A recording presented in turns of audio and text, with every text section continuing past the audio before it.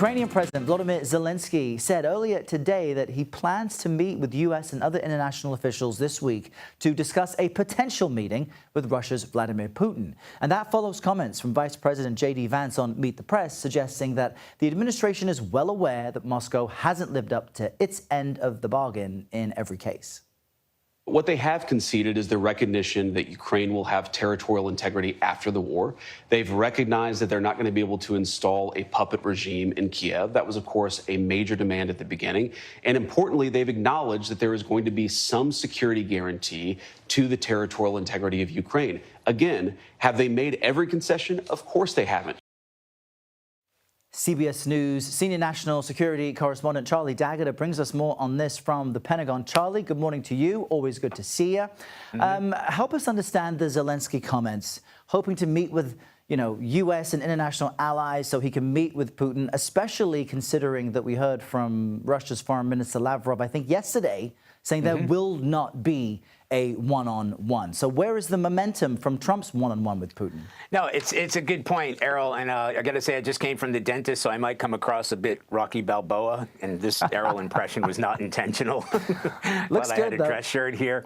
But at any rate, so these are remarks that Zelenskyy made this morning, actually, at a joint press conference with Norway's prime minister.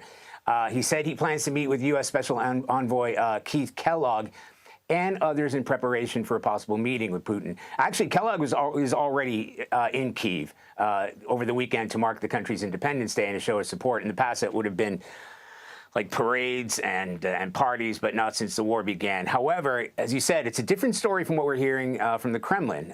Foreign Minister Sergei Lavrov said a meeting's possible, but there's a long way to go. There's a lot of details to work out, essentially parameters that have to be put in place at lower ministerial levels before they can even think about a time frame for the two men to meet.